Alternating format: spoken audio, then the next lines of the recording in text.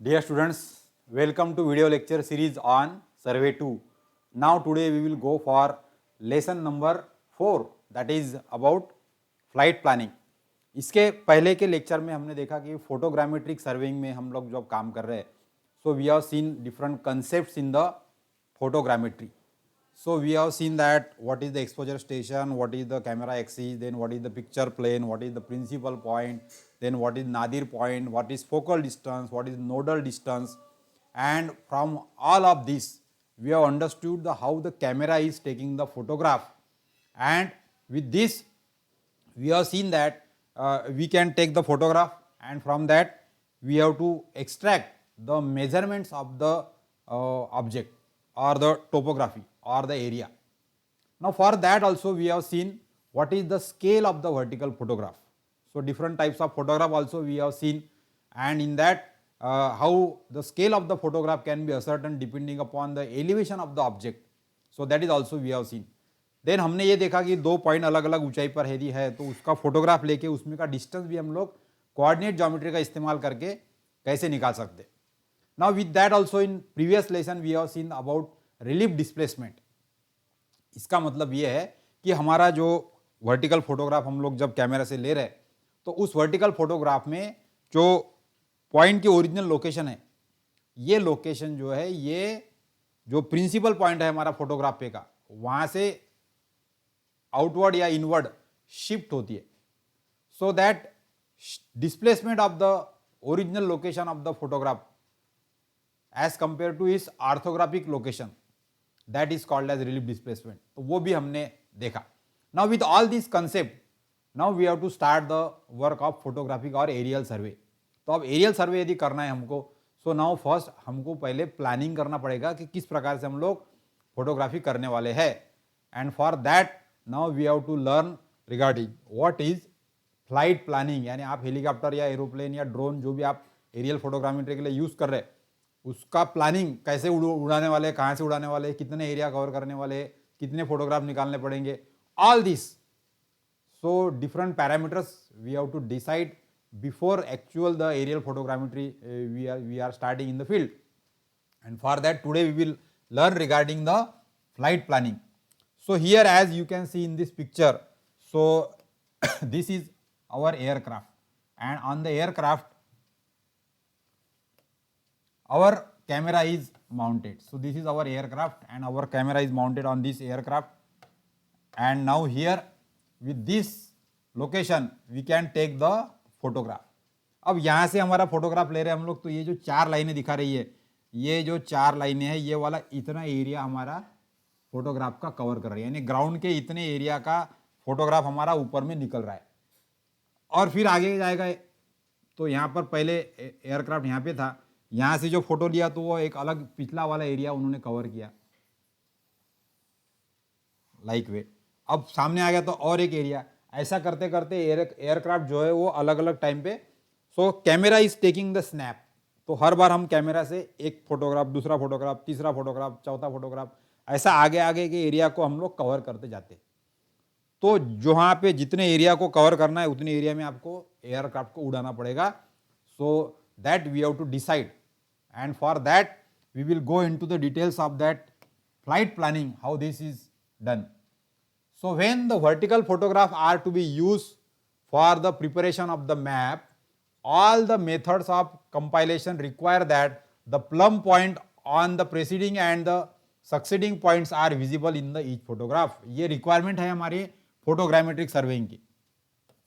जब हम लोग वर्टिकल फोटोग्राफ का इस्तेमाल करके मैप बनाने की कोशिश कर रहे हैं तो उसके लिए हमको क्या चाहिए कि जो हमारा प्लम पॉइंट है यानी नादिर पॉइंट, प्लम पॉइंट जो है हमारा फोटोग्राफ में का, यानी जहां पे हमने फोटोग्राफ निकाला वो जो पॉइंट है ग्राउंड पे का, वो फोटोग्राफ में दिखना चाहिए. सो द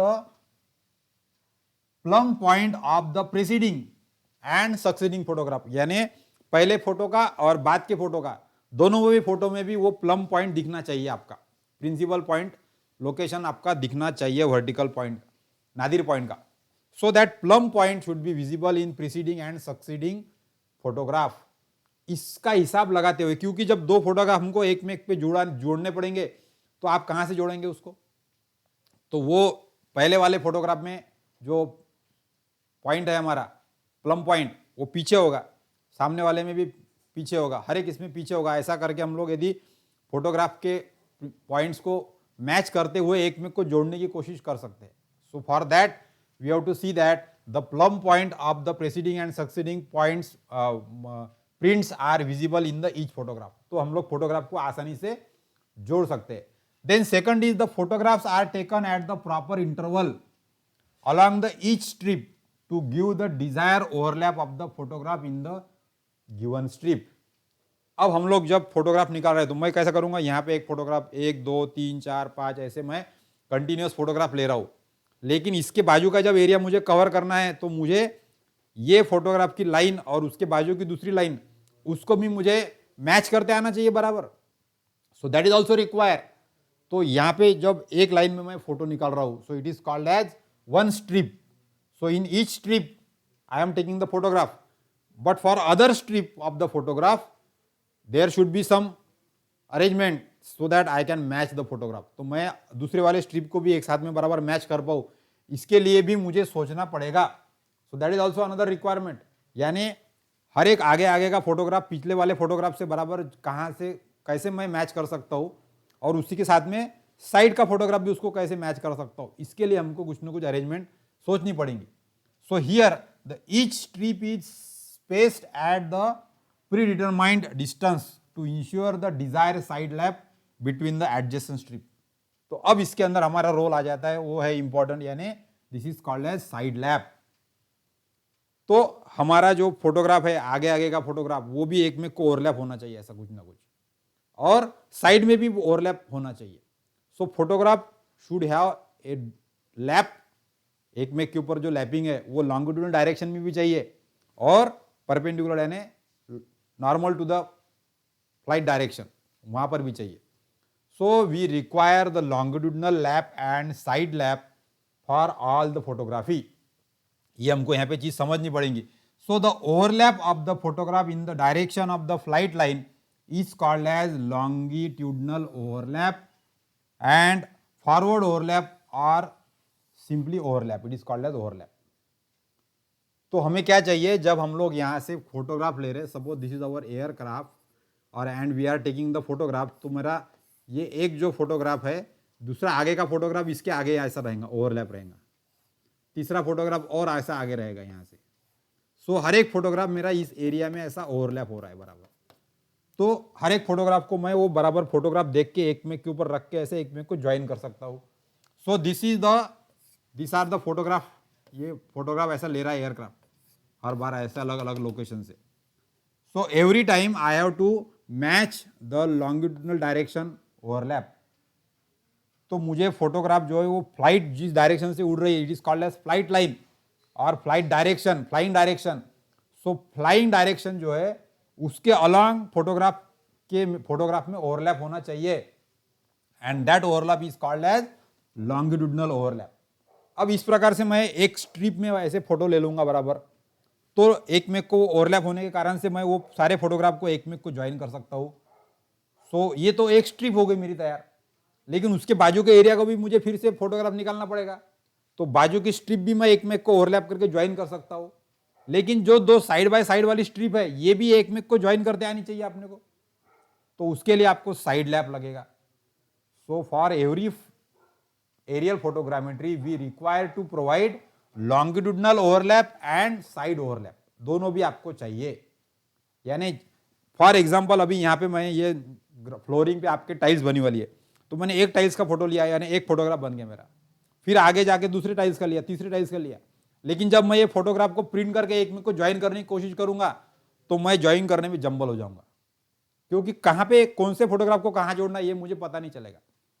तो इसलिए मैं क्या करूंगा कि एक टाइल्स को पहले फोटोग्राफ निकालूंगा, फिर दूसरे टाइल्स को फोटोग्राफ नहीं निकालूंगा डायरेक्ट से, पहले वाली को आधा और दूसरे वाले को आधा, यानी मैंने 50% एरिया ओवरलैप कर दिया।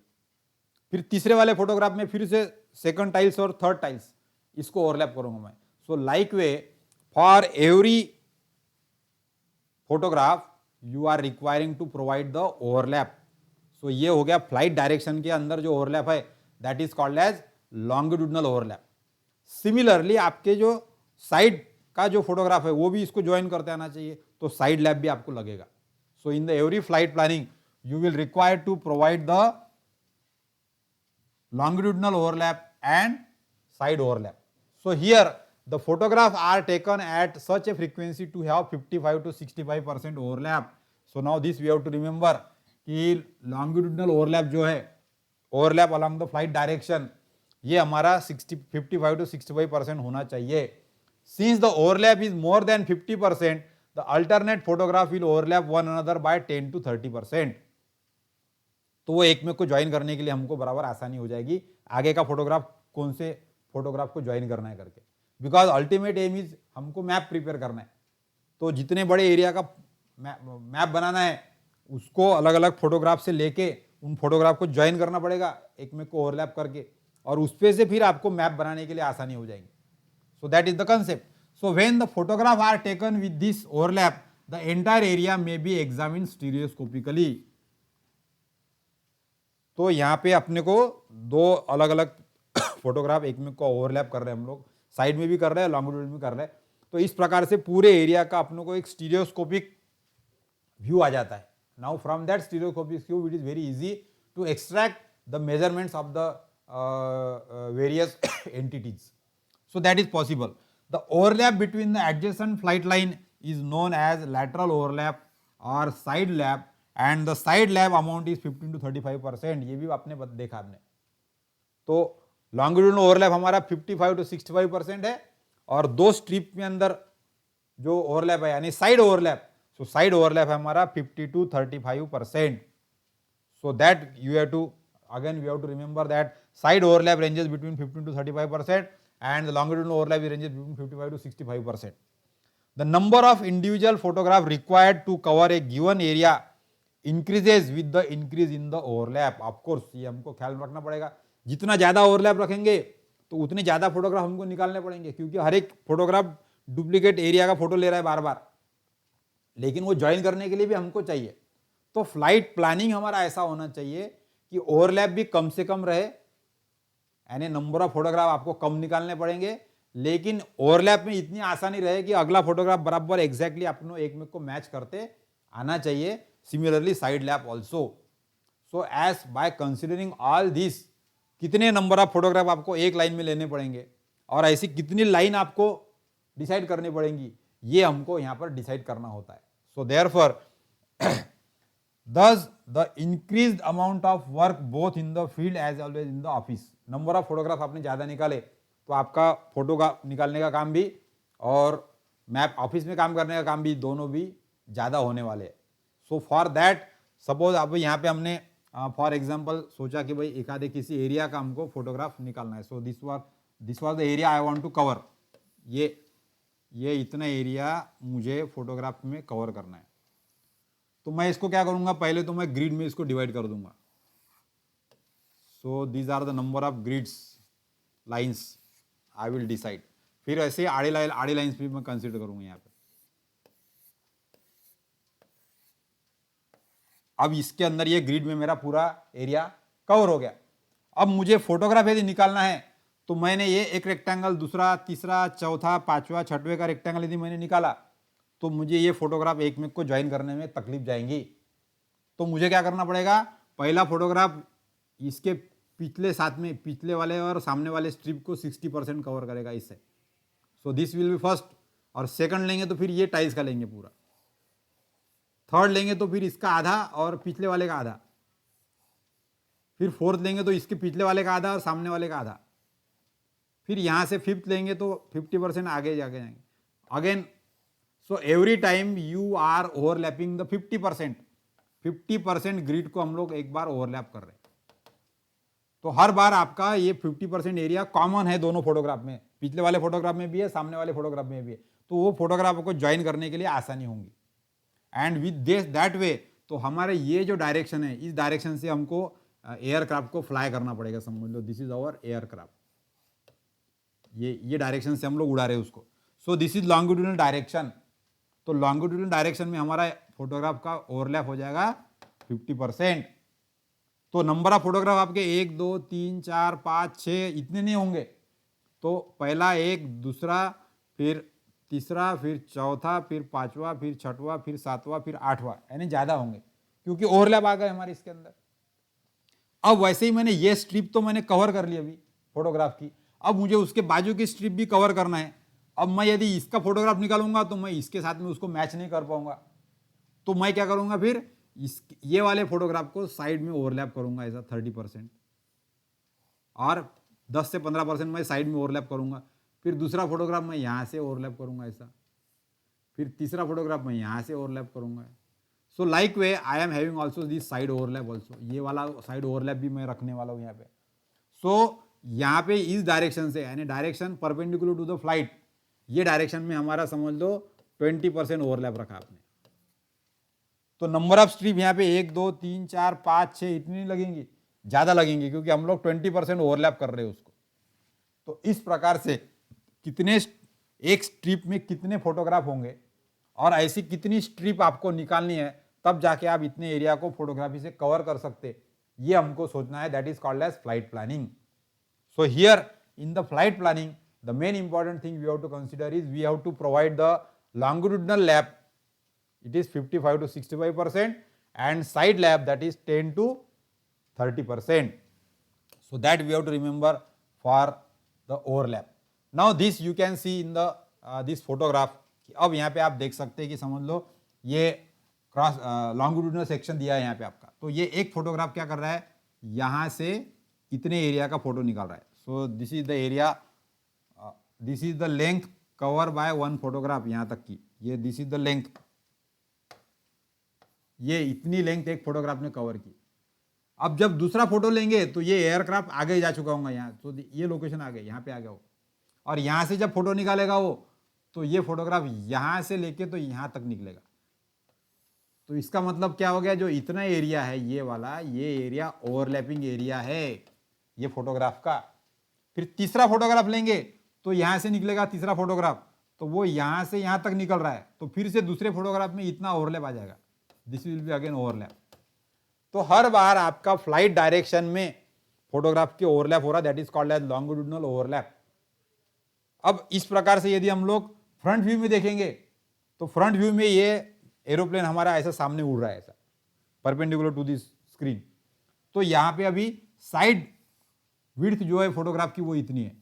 अब इतने विड्थ के अंदर जब दूसरे बार से एयरक्राफ्ट को जब उड़ाएंगे दूसरे लाइन में, तो आपको फिर से यहाँ से ऐसा उड़ाना पड़ेगा ताकि इतना एरिया ओवरलैप हो जाए। सो दिस इज 10 to 15%। तो ओवरलैप होने से दोनों साइड में साइड फोटोग्राफ को ज्वाइन करने के लिए आपको आसानी हो जाएगी वहाँ पे। सिमिलरली यहाँ पर भी हमको ओवरलैप करना पड़ेगा। So the overlap in the direction of the flight, it is called as longitudinal overlap. It is generally 55 to 65%, and overlap in the direction perpendicular to the flight line, that is called as side overlap. So this is 10 to 15%. तो इस प्रकार से किसी area को आपको cover करना है तो हर बार आपके फोटोग्राफ ओवरलैप होते जाएंगे, साइड के फोटोग्राफ रहेंगे।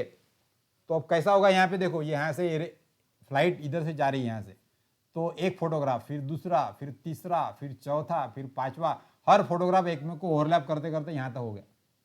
फिर यहाँ से एयरक्राफ्ट पलटेगा ऐसा और पलट के इधर से वापस जाएगा ऐसा, तो वापस जाने के बाद में फिर से यहाँ पे फोटोग्राफ एक, फिर दूसरे के लिए यहाँ से फिर से दूसरा। So again we are having the overlap. तो ओवरलैप आते आते यहाँ तक आएगा, फिर यहाँ से तीसरी फ्लाइट जाएगी तो तीसरी स्ट्रिप हो जाएगी यहाँ पे। So 1 2 3 there are 3 strips are there.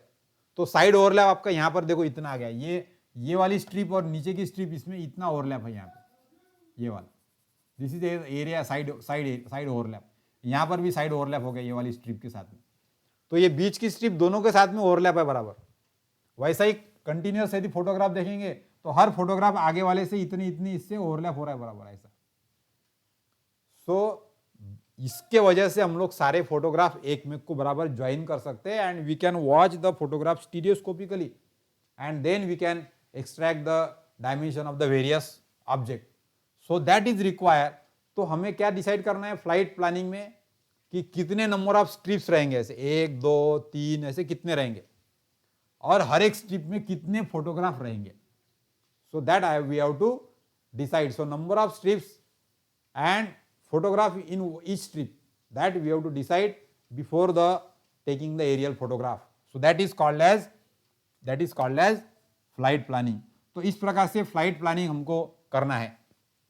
अब जो हमने ओवरलैप की बात की यहाँ पे, लॉन्गिट्यूडनल ओवरलैप और साइड ओवरलैप, इसकी जरूरत क्या है? So what are the reasons for the overlap? So that we have to see. To tie the different prints together accurately, it is desirable that the principal point of the each point should appear on the edge of the many adjacent strip as possible. यानी हर एक photograph को या आगे वाला photograph बोलो या side वाला photograph करो, एक में कोई यदि ज्वाइन करने का है तो उसके अंदर यदि प्रिंसिपल पॉइंट की जो लोकेशन है वो उसके एज पर आती है तो आगे वाला फोटो ज्वाइन करने के लिए हमको आसानी हो जाती है. So to join the to each other, the overlap is necessary. The distortion caused by the lens and by the tilt and the relief displacement are more pronounced in the outer part of the photograph than the near center of the each photograph. देखो यहाँ पर ये important चीज है यहाँ पे. So here one important thing we have to remember is, जब हम लोग फोटोग्राफ ले रहे तो distortion because by the lens भी हो सकता है फोटोग्राफ के अंदर, या फिर टिल्ट है फोटोग्राफ के अंदर तो फोटो तिरछा आ गया थोड़ा सा, या फिर रिलीफ डिस्प्लेसमेंट है उसके अंदर. तो इस वजह से आपका जो फोटोग्राफ है उसका जो बीच का एरिया रहता है उसका डायमेंशन क्लियर रहता है, और जितना आप बाहर का एरिया रहेगा फोटोग्राफ में का वहां पे डिस्टॉर्शन ज्यादा रहेगा, क्योंकि वहां से कैमरा से उसको एरिया की दूरी ज्यादा रहती है. तो जितना एरिया हमारे एयरक्राफ्ट के नीचे है बराबर, यानी प्रिंसिपल पॉइंट के अराउंड में जितना एरिया है उसमें ज़्यादा रिलीफ डिस्प्लेसमेंट नहीं होगी, उसमें डिस्टॉर्शन ज़्यादा नहीं होगा. तो इसके लिए हमको जो फोटोग्राफ का बीच का एरिया है, so if the overlap is more than 50%, this distortions and the displacement can be overcomed quite effectively while constructing the map. तो हर एक फोटोग्राफ में जो कैमरा के नीचे का एरिया है बराबर एग्जैक्टली उसका फोटोग्राफ ज़्यादा अच्छा आता है, और बाहर के एरिया का फोटोग्राफ में रिलीफ डिस्प्लेसमेंट ज़्यादा होती है, डिस्टॉर्शन ज़्यादा हो सकता है. तो ऐसे समय में बीच का इफेक्टिव पार्ट ही आपके काम में आ रहा है मैप बनाने के लिए. तो वो जो साइड का भाग है, बाहर का जो outer portion of the photograph है, वो ओवरलैप में आपका कवर हो जाता है बराबर. एंड हर एक फोटोग्राफ में का इफेक्टिव एरिया ही आपको सिर्फ मैप बनाने के लिए आप काम में ला सकते हैं. And for that also you require to provide the overlap. So in order to view the pair of the photographs stereoscopically only the overlap portion is useful. ये भी इंपॉर्टेंट है. यदि हम लोग स्टीरियोस्कोपी से वो फोटोग्राफ को देख के समझना चाहते हैं कि क्या है, यहाँ पर बिल्डिंग है, झाड़ है, हिल है, किसकी ऊंचाई कितनी है, कौन सा ऑब्जेक्ट कहाँ पर है, ये देखना है आपको, तो स्टीरियोस्कोपिक फोटोग्राफ के लिए भी सिर्फ आपको ओवरलैप वाला एरिया ही काम में आएगा. जब ओवरलैप वाला एरिया आप देखेंगे तब जाके आपको रियल 3D व्यू आपको समझ में आएगा वो उस एरिया का. So for the stereoscopic viewing also you require the overlap portion of the photograph, and for that therefore also we have to provide the overlap in our flight planning. Similarly, due to overlap, each portion of the territory is photographed 3 or 4 times. Overlap की वजह से क्या हो रहा है कि हर एक area एक फोटोग्राफ में उसके अगले फोटोग्राफ में भी है और उसके साइड वाले फोटोग्राफ में भी है. सो 2 से 3 टाइम में उसको कवर हो रहा है. तो इसलिए हमको उस मैप को समझने के लिए हमको आसानी होती है. So we are getting the reference of that area from 3 photographs. So that is again useful. Hence the any picture distorted by excessive tilt और the cloud shadow ETC can be rejected without necessity of the new photograph. अब एक आधे photograph में बादल आ गए, नीचे का area नहीं दिख रहा है अपने को, तो वो दूसरे फोटोग्राफ में दिख ही जाएगा बराबर, क्योंकि हम लोग ओवरलैप तो कर ही रहे उस एरिया को. So that is also happens. So फिर ऑल दीज थिंग्स, छाव आ गई तो फोटोग्राफ बराबर नहीं निकला, डिस्टॉर्शन ज्यादा हो गया, टिल्ट आ गई. So in with this all this reason blurred आ गया photograph. So that all reasons can be overlap, क्योंकि एक एरिया आपको 2-3 फोटोग्राफ में दिख रहा है. सो कोई ना कोई एरिया से उसका मैप के लिए आपके डायमेंशन एक्स्ट्रा करना आपके लिए आसान हो जाएगा. Then if the flight lines are not mentioned straight and parallel, the gap between the adjacent strip will be left. This gap can be avoided by having the side overlap. So काफी बार ऐसा हो जाता है कि हमारी जो strips है वो गलती से हमारी एयरक्राफ्ट उड़ाते समय थोड़ा सा बाजू में उड़ जाता है. तो वो एरिया को कवर करते समय यदि आपका ओवरलैप, साइड ओवरलैप नहीं रहा तो बीच के अंदर की गैप हो जाएगी, उसका फोटोग्राफ ही नहीं निकलेंगे हमारे. ऐसा भी कभी कभी हो सकता है. एक स्ट्रिप के फोटोग्राफ ले लिया आपने, जब वापस आते समय यदि आपका डायरेक्शन थोड़ी सी भी गलत हो गई तो दूसरे स्ट्रिप के फोटो लेते समय उस बीच के एरिया का ऐसा एक गैप रहेगी, वो गैप के फोटोग्राफ ही नहीं निकलेंगे. So to avoid that also this side lap is required. तो साइड लैब की वजह से वो गैप छूटने के चांसेस ज्यादा नहीं रहते. यानी फॉर एग्जाम्पल आपको इतना एरिया का फोटोग्राफ लेना है, तो मैंने यहां से फ्लाइट उड़ाते उड़ाते हर एक के फोटोग्राफ ऐसे ओवरलैप में मैंने ले लिए. जब मैं यहां से एयरक्राफ्ट को पलटाऊंगा और जब मैं इधर फोटोग्राफ लूंगा तो हो सकता है मेरा ऐसा ये वाले स्ट्रिप का मैं फोटोग्राफ ले लूंगा. So again there are overlaps of course. लेकिन क्या होगा, ये जो बीच का एरिया है, ये वाला इतना एरिया, ये एरिया मेरा छूट गया फ्लाइट करते रन करते समय. तो ऐसी गैप छूटनी नहीं चाहिए. इसके लिए यदि आप साइड ओवरलैप देते हो तो साइड ओवरलैप की वजह से आपका ये ऐसी गैप छूटने का चांसेस नहीं रहता और ये भी एरिया का फोटोग्राफ आपका बराबर परफेक्टली निकल ही जाएगा. So that also we have to ensure. And in the stereoscopic examination the object can be viewed from the more than one angle if the sufficient overlap is provided. That is again another advantage that एक area दो अलग अलग location से जब photograph निकाल रहे हैं आप तो उसमें ओवरलैप तो आ रहा है, लेकिन वो ओवरलैप वाला जो एरिया है उसका स्टीरियोस्कोपिक व्यू हम लोग आसानी से देख सकते हैं and we can determine the elevation or the dimensions of that object. So that is also possible and for that also you require to provide the overlap in the photograph. तो इसलिए flight planning करते समय आपको longitudinal overlap और side overlap दोनों देना जरूरी है. सिर्फ अब इतना ही चीज हमको ख्याल नहीं रखनी है, तो अब हमको effective coverage of the photograph भी ध्यान में रखना पड़ेगा. यानी अब क्या हो रहा है, हम लोग ओवरलैप रख रहे, तो ओवरलैप रख रहे तो हर एक फोटोग्राफ का सिर्फ कुछ पर्टिकुलर एरिया ही हमारे मैप के लिए काम में आने वाला है. जो ओवरलैप वाला एरिया है हमारा वेस्टेज जा रहा है. So that also we have to understand. तो effective coverage of the photograph ये भी हमको यहाँ पर समझना पड़ेगा. अब जैसा आप यहाँ पर देख सकते हो कि ये वाला एक फोटोग्राफ है मेरे पास में. सो दिस इज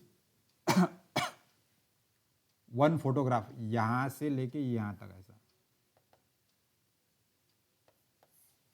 फिर दूसरा फोटोग्राफ मैंने लिया ऐसा. So one photograph is having here, again another is there. ऐसे अलग अलग फोटोग्राफ ले रहे हैं हम लोग. अब ये फोटोग्राफ में क्या हो गया, ओवरलैप आ रहा है.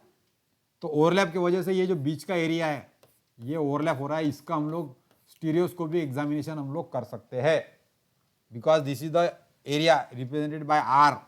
So this is effective coverage area.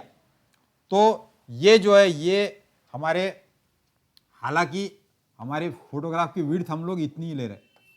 So only we are taking the width of the photograph as W. यानी ये बाहर का जो भाग है ये आपका ओवरलैप में जा रहा है, साइड ओवरलैप में, और इधर का जो भाग है इसमें विड्थ हमारी इतनी ले रहे हैं हम लोग B. यानी ये B बोले तो जहां पे ओवरलैप का पोर्शन है उतना ही हम लोग फोटोग्राफ की विड्थ समझ रहे, और ये लंबाई और चौड़ाई. So length is B and width is W. तो हमको इतना इफेक्टिव एरिया हर ओवरलैप के अंदर मिल रहा है. So that we have to consider for the stereoscopic examination.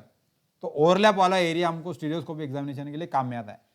इसलिए हमको क्या करेंगे, हम जब लेंस से फोटो निकाल रहे हैं तो हमको ये ध्यान में रखना चाहिए कि सिर्फ जो ओवरलैपिंग एरिया है हमारा फोटोग्राफ का, यानी यहां से लेके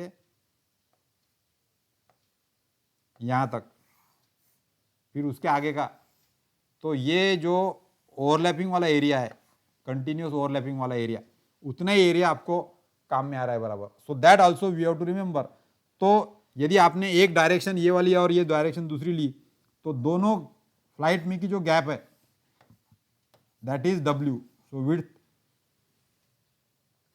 यानी distance between the two strips, यानी एक लाइन में फोटोग्राफ ये निकाला मैंने, फिर दूसरे लाइन में और ये फोटोग्राफ निकाला मैंने. सो distance between the two strip is W. और जब फ्लाइट उड़ा रहा हूं मैं तो जो एक सर्कल में मैंने एक पोर्शन लिया, फिर दूसरे फोटोग्राफ में दूसरे सर्कल का पोर्शन आ गया, तो बीच का पोर्शन मेरा ओवरलैप हो गया. तो वो जो ओवरलैप पोर्शन की जो विड्थ है वो हो गई मेरी width of the photograph B. So that we have to remember. अब ये सारी चीजें है ये डिपेंड है हमारे ओवरलैप के ऊपर. सो here the amount of overlap and the side lap in the flight planning depends on the effective coverage of the each photograph. तो कितना रखना चाहिए ये हमको डिसाइड करना पड़ेगा, या ओवरलैप रखने के बाद में कितना इफेक्टिव एरिया निकलेगा, कवरेज निकलेगा, ये कैलकुलेट करना पड़ेगा अपने को. So the effective coverage of the photograph depends upon size of the format, यानी आप कितने साइज का फोटो निकाल रहे हो, आपके फोटोग्राफ का साइज कितना है, 9 इंच बाय 9 इंच का है, 12 इंच बाय 12 इंच का है, कितने साइज का फोटोग्राफ निकाल रहे हो, उसके ऊपर भी आपका इफेक्टिव कवरेज डिपेंड है।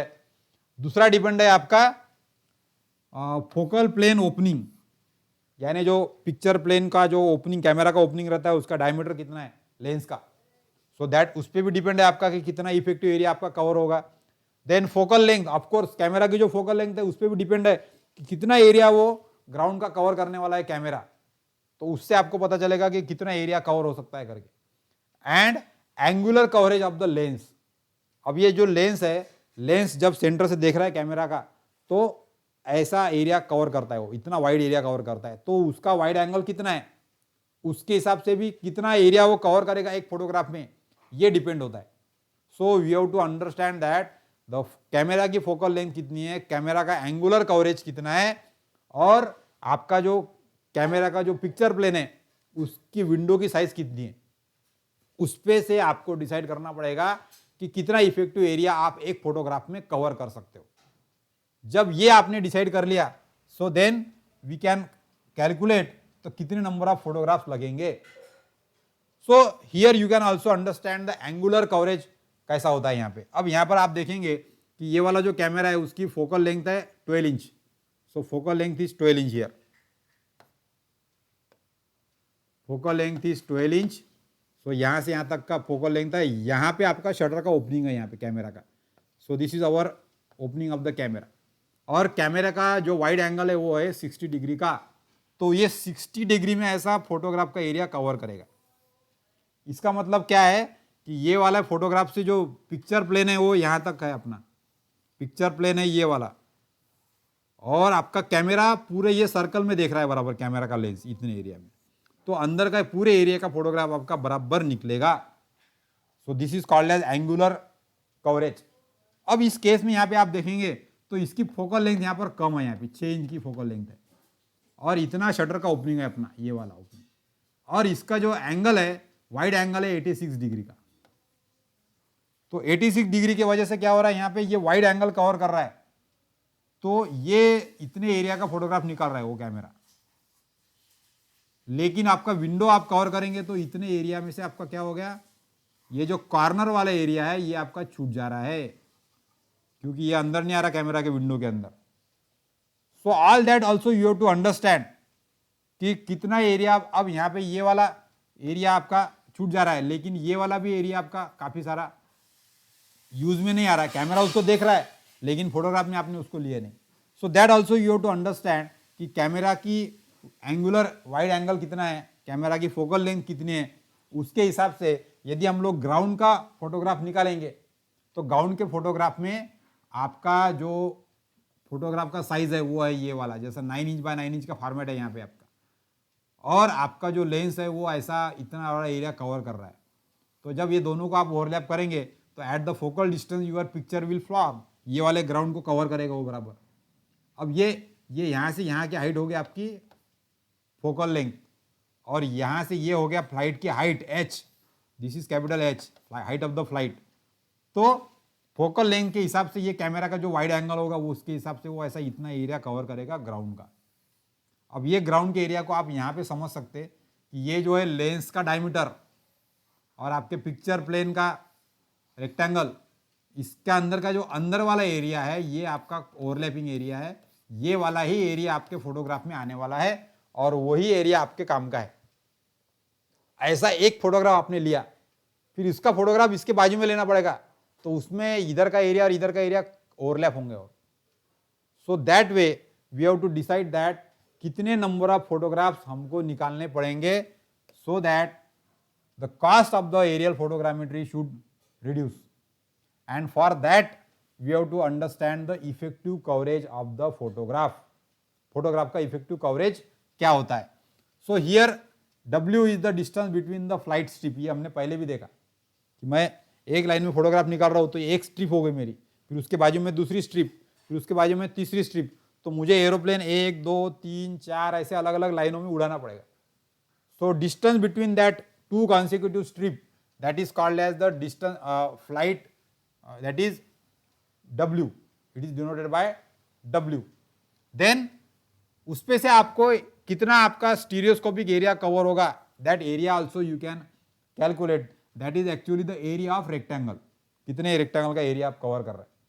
अब उसके बाद में बी है आपकी width of the photograph which is interval between the exposure. Exposure का मतलब क्या है, जब जैसा मैंने एक फोटो निकाला तो एक एक्सपोजर हो गया मेरा, फिर आगे जाके मैंने दूसरा फोटोग्राफ निकाला, दूसरा एक्सपोजर हो गया, फिर आगे जाके मैंने तीसरा फोटोग्राफ निकाला तो तीसरा एक्सपोजर हो गया। सो एक स्नैप, दूसरा स्नैप, तीसरा स्नैप, चौथा स्नैप, ऐसा मैं लेते जा रहा हूं। तो पहला स्नैप लेने के बाद में मैं कितने डिस्टेंस से आगे गया, फिर दूसरा स्नैप लिया मैंने, सो दैट इज बी, यानी कितने कितने इंटरवल में मैंने फोटोग्राफ निकाले हैं। So that B is the width, that we have to remember, and W is the length along the strip, along the flight direction. So from this we can calculate for maximum rectangular area. The rectangular must here the dimension in the direction of flight to be 1/2 of the dimension of the normal to the direction of the flight. अब ये आपको effective area ज्यादा मिलाना है, coverage area, तो आपको क्या करना पड़ेगा, जो विड्थ है ये यानी here you can see that photograph आपको ऐसा निकालना पड़ेगा, यानी बी हो जाएगा ये और ये हो जाएगा डब्ल्यू। तो डब्ल्यू बोले तो दो फ्लाइट में का डिस्टेंस, और ये बी बोले तो ओवरलैप, आगे आगे का ओवरलैप। सो यहाँ पे आपका क्या हो जाएगा, यहाँ पे जो डब्ल्यू है ये इसके डबल होगा, so W should be 2b। ऐसा यदि फोटोग्राफ आप निकालते हो तो आपको इफेक्टिव कवरेज ज़्यादा मिलता है, दैट इज द एक्सपीरियंस। अब ये ऐसा इफेक्टिव कवरेज निकालने के लिए हमको पहले तो ओवरलैप का जो इफेक्टिव कवरेज एरिया है वो आपको निकालना है, उसको आर यदि बोलेंगे हम लोग effective coverage area, so that is b/√2। But ये क्यों होता है यहाँ पे, सो फॉर ऑल दिस, यानी हमको फोटोग्राफ में इफेक्टिव कवरेज बढ़ाना है तो उसके लिए कुछ हैंड रूल हम लोग यहाँ पे ध्यान में रख सकते हैं, एंड दैट इज आर जो है आपकी, यानी जो एरिया है ये हमारा 0.867 होना चाहिए। तो इफेक्टिव कवरेज आप निकाल सकते हैं। या आपको जो बी लेना है, बी कितना लेगा, 0.61 times H. H is the height of the flight, कितने ऊंचाई से आप फोटोग्राफ ले रहे हो, उस पे से यदि 0.61% आपने बी ले लिया तो आपका इफेक्टिव एरिया कवरेज बढ़ता है। सिमिलरली आपको distance between the two flight line ये लेना है तो वो 1.20 टाइम्स एच ले लो। So these are the best possible planning where the distance between the two strips should be 1.22 h, or the width of the photograph should be 0.61 times h. So in this way you can consider that the whatever the aerial photogrammetry you are doing, आपको effective coverage ज़्यादा से ज़्यादा मिलेगा। अब यहाँ पे जो आपकी फ्लाइंग हाइट है, ये फ्लाइंग हाइट का भी आपको सिलेक्शन करना पड़ेगा कि कितनी ऊंचाई से आपने एयरक्राफ्ट उड़ाना चाहिए, h. So that flying height we have to decide depending upon the contour interval into C factor. So contour का इंटरवल का जो आपका 500 से 1500 मीटर तक का आप C फैक्टर ले सकते हो काउंटर इंटरवल के हिसाब से। सो काउंटर इंटरवल आपको कितना है, मैप में आपके टोपोग्राफी के हिसाब से आपका काउंटर इंटरवल कितना है, मल्टीप्लाइड बाय 500 और some factor you have to consider depending upon the situation of the topography, and that you can take as the flying height. So flying height बोले तो कैपिटल एच, कितनी ऊंचाई से आपको helicopter उड़ाना है। सो फॉर फ्लाइट प्लानिंग आपको पहले फ्लाइट कितनी ऊंचाई से उड़ाना है, फिर एक स्ट्रिप में फोटोग्राफ लेना है तो कितने फोटोग्राफ एक स्ट्रिप में लेना है, और फिर ऐसे कितने स्ट्रिप्स आपको लेने पड़ेंगे ताकि आपको पर्टिकुलर एरिया को कवर कर सके आप एरियल फोटोग्राफी के जरिए। So that also all we have to decide. So distance between the two strip line, likewise कितना डिस्टेंस आपको चाहिए, फ्लाइट कितने नंबर ऑफ स्ट्रिप्स चाहिए, और हर एक ओवरलैप में लेते हुए एक स्ट्रिप में कितने फोटोग्राफ चाहिए। So that also we have to decide. So length and width of the photograph all you have to decide first, ताकि आपको इफेक्टिव कवरेज होके आप लोग कम से कम फोटोग्राफ में ज्यादा से ज्यादा एरिया कवर कर सके और उसको मैप बनाने के लिए इस्तेमाल कर सके। And for all this we have to understand first again that कितने इंटरवल पे हम लोग फोटो निकालेंगे. So that is called as the interval between the exposure. Exposure बोले तो जब फोटो लेते हम लोग, स्नैप करते, क्लिक करते तब. So here if the v is the ground speed of the aircraft in kilometre per hour, aircraft की उड़ने की जो वेलोसिटी है, स्पीड है, v that is kilometre per hour में, and l is the ground distance covered by the each photograph in the direction of the flight in kilometre, remember. तो ऐसा aircraft उड़ रहा है तो कितना एरिया में एक फोटोग्राफ में कवर कर रहा हूं, that is l. So from that t is the time interval between the exposure. हर एक कितने कितने सेकंड के बाद में आपको फोटोग्राफ लेना है, तो वो निकालने के लिए आपको क्या करना पड़ेगा, l डिवाइडेड बाय v करना पड़ेगा. और इसको कन्वर्ट करना है सेकंड में, तो आपको करना पड़ेगा 3600 से मल्टीप्लाइड करना पड़ेगा उसको. तो उससे आपको टाइम इंटरवल मिलेगा सेकंड में. तो हर एक सेकंड के बाद में आपको फोटोग्राफ लेना है, उतने सेकंड के बाद में. सो अकॉर्डिंगली कितने समय के बाद में फोटोग्राफ लेंगे ये भी आपको डिसाइड करना पड़ेगा फ्लाइट प्लानिंग के अंदर. फिर कितने ऊंचाई से फोटोग्राफ लेना है, so height of the flight that also you have to decide. फिर कितने लाइनों में आपको एयरक्राफ्ट को उड़ाना है, so number of strips are there, that also you have to decide. और हर एक स्ट्रिप में ओवरलैप के साथ में कितने फोटोग्राफ आएंगे, so that also you have to decide. So all these things, planning of all these things, that is referred as the flight planning. अब एरियल फोटोग्राफी के लिए जब ऐसा फ्लाइट प्लानिंग हम लोग करते हैं, so then what are the things we are considering for the aerial photography. तो सबसे पहले हम लोग, हमारा एज्यूम्शन है कि हमारा जो टेरेन है ये लेवल टेरेन है, यानी हमारे टेरेन के अंदर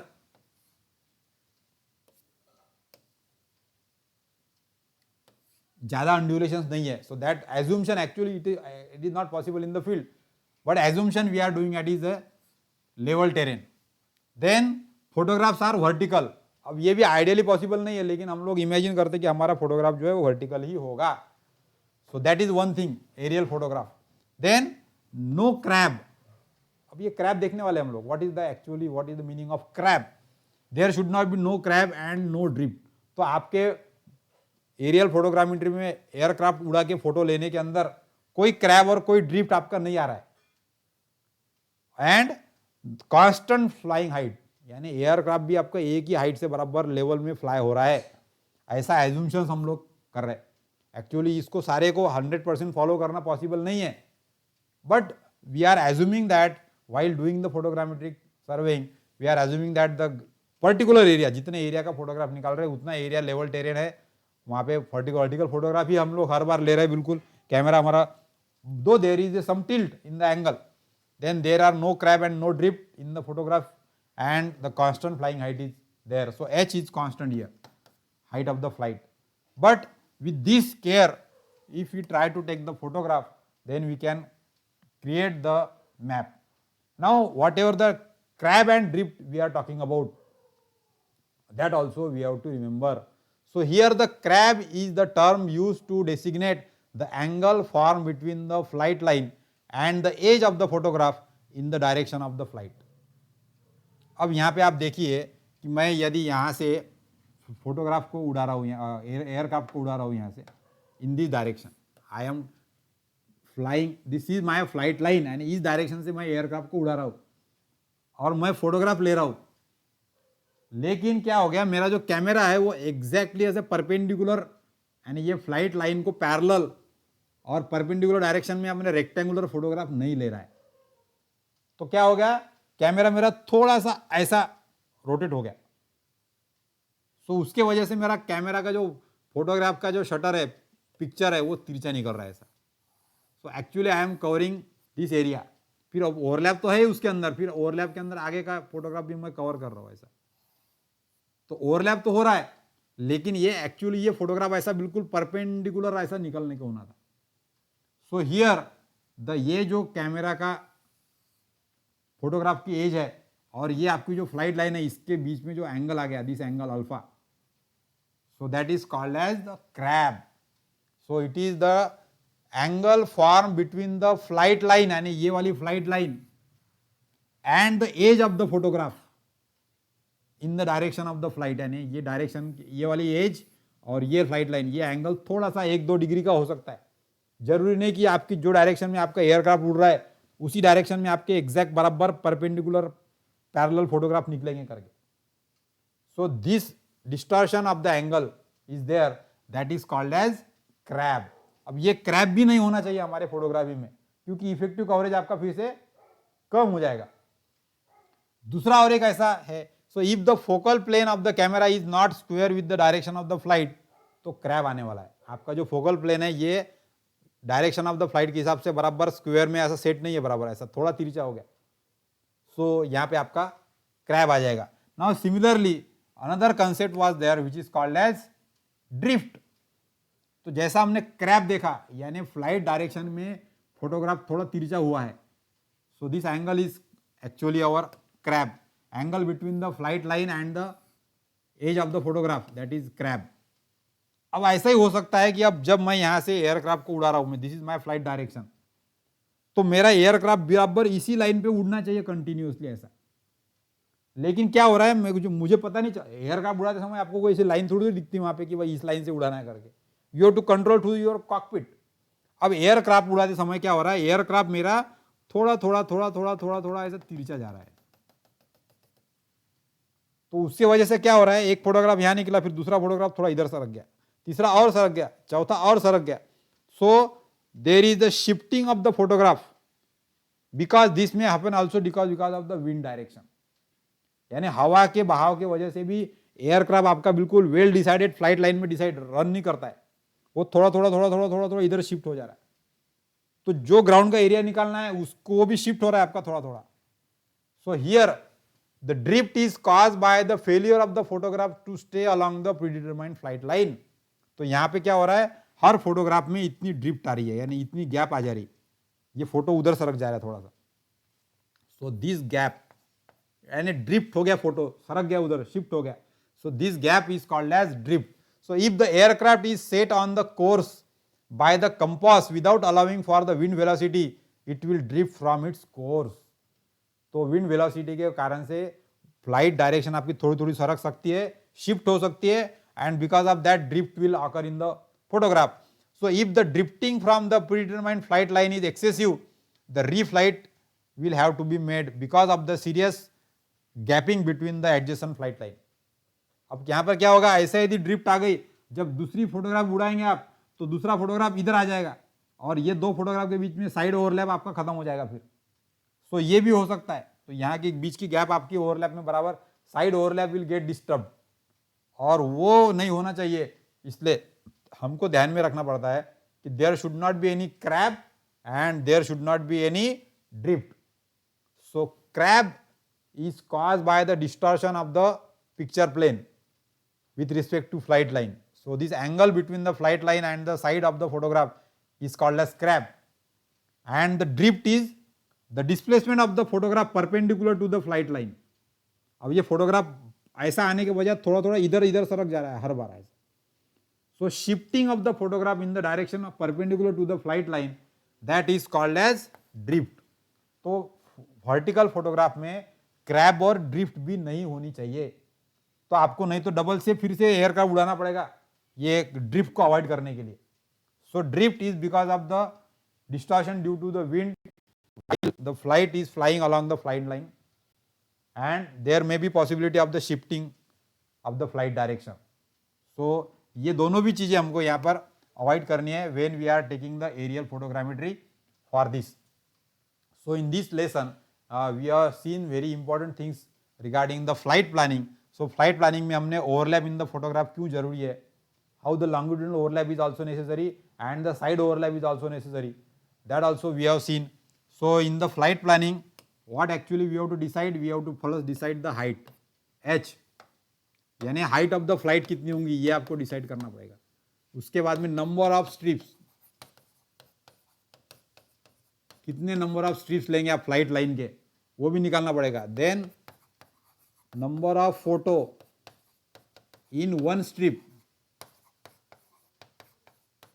ये भी आपको बताना पड़ेगा. उसके बाद में एक फोटोग्राफ में कितना एरिया कवर हो रहा है, सो इफेक्टिव कवरेज,